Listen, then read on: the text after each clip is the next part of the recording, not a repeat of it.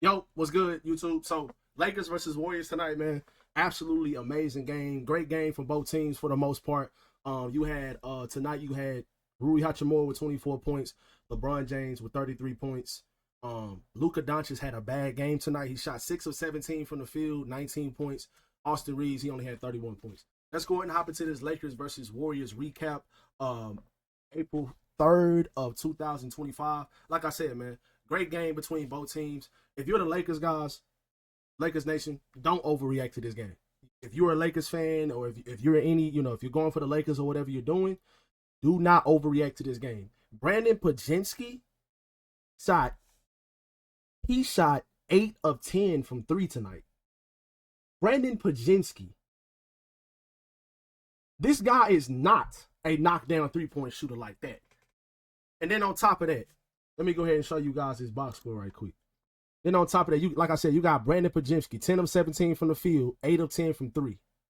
You would have thought he was Steph Curry tonight, the way he was shooting the ball. He even hit at halftime, right before halftime, into the second quarter. He made a 3 off the backboard from half court, buzzer beater. So the Lakers were down by 10, and then he made that 3, and ultimately, the Golden State went up by 13 going into the fourth. Going to the third quarter, going to halftime. So final score for this game, 123, 116. Warriors win this game by 7. Lakers still do win the season series 3-1 against the Warriors. And like I said, people are going to try to make a big deal about, the Lakers haven't beat the Warriors with Jimmy Butler. But I'm like, bro, Jimmy Butler only had 11 points tonight. He had some clutch plays down the stretch in the fourth quarter. But like I said, the difference in this game was Brandon Podziemski. And even if you even want to talk about it, Jonathan Kuminga had a great game for the Warriors too off the bench. He just returned tonight from some type of pelvic injury or something like that. But of course, every single player always returns against the Lakers. So Brandon Podziemski in 25 minutes, he had 18 points.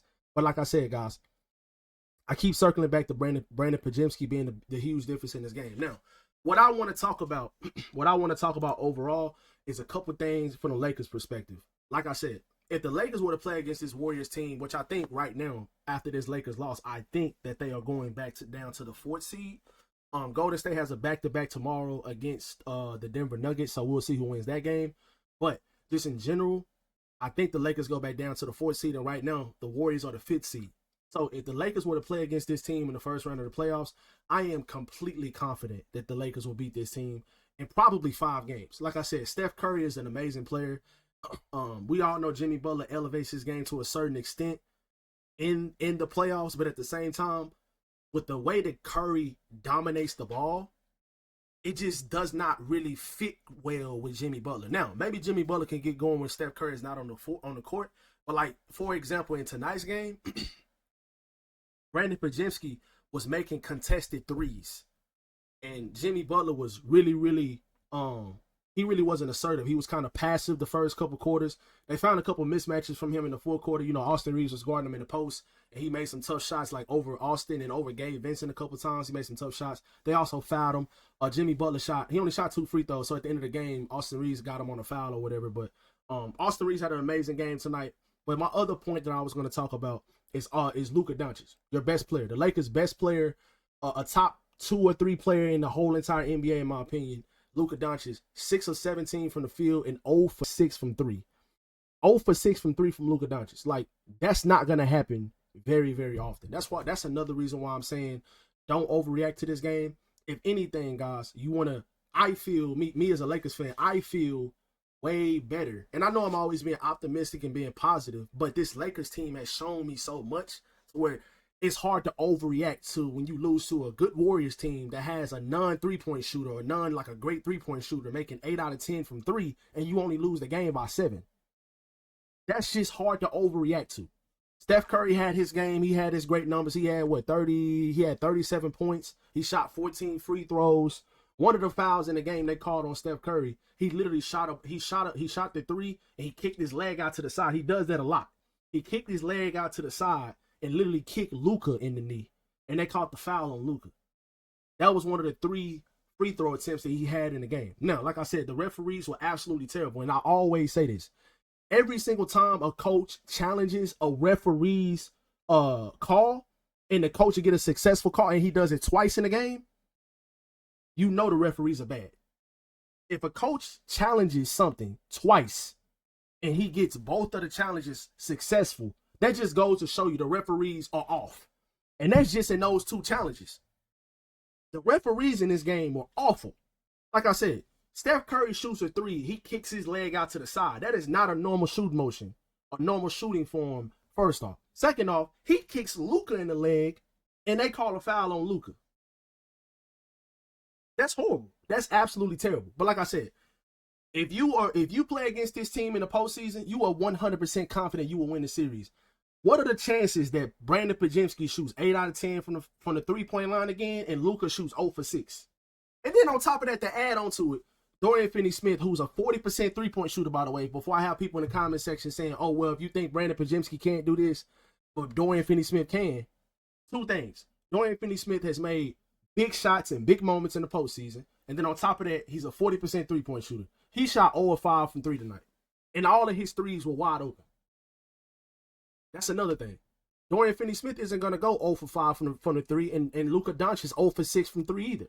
You know what I'm saying? So those are the type of things that I'm saying, the great points that I'm trying to make about two of your best shooters and your best player having a terrible shooting night, and you only losing the game by 7. Now, Austin Reeves had a phenomenal shooting for a quarter. He shot 9 of 16 from 3, and he really shot 9 of 15 because he kind of like shot a heave at the end of the game, you know, trying to cut the lead again and stuff like that. But it was a couple times in the game.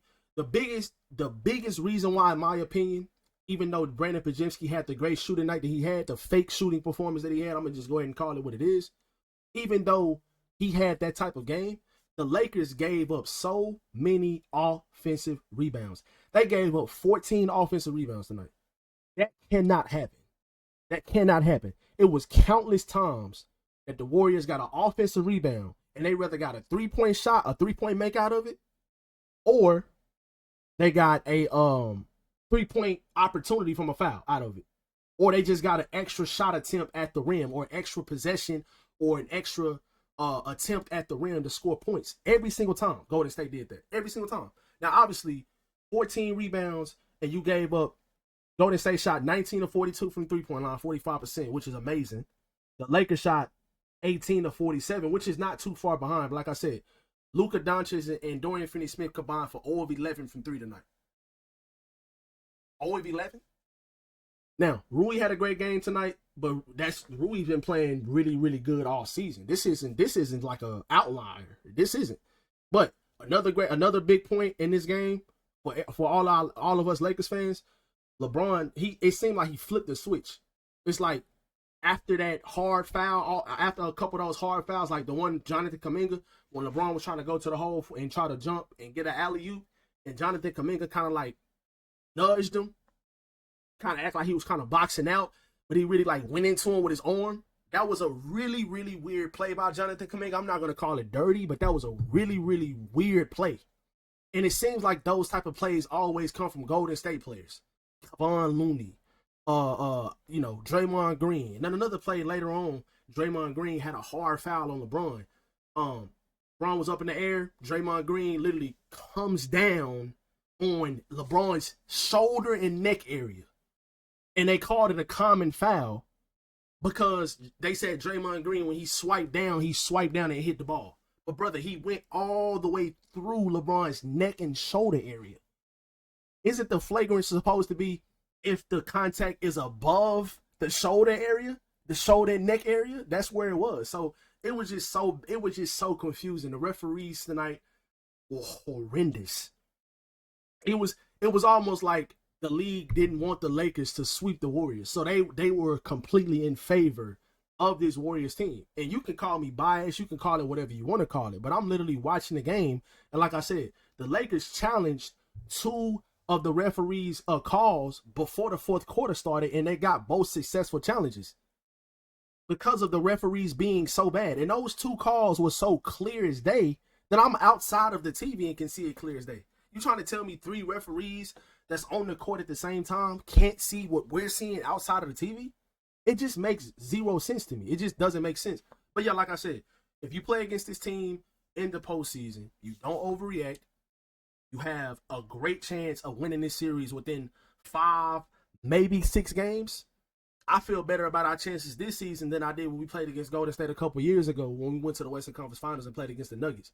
This Golden State team is probably better on paper. I don't even know if they are because they had just came off a championship the season before. So I don't really necessarily know if they are better on paper. They might be because of the names on their team. But chemistry-wise, I think that 2022 team and the team we faced in the playoffs in 2023, I think that team is better.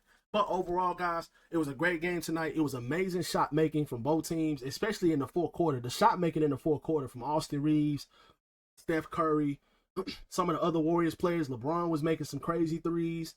And that's another thing. A lot of Lakers fans, we've been worried about LeBron. He hasn't looked healthy. He doesn't look healthy. He looks old. But y'all have to understand, bro. The dude is different.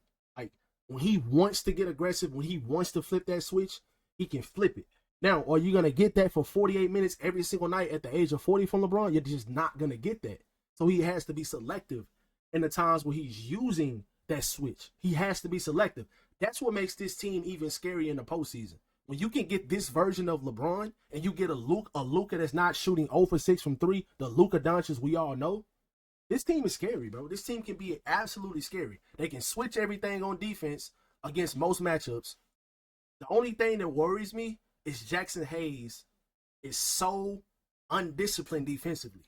And if we need him in certain matchups, he might be in foul trouble. That's the only thing that's not the only thing, but that's one of the main things that worry me.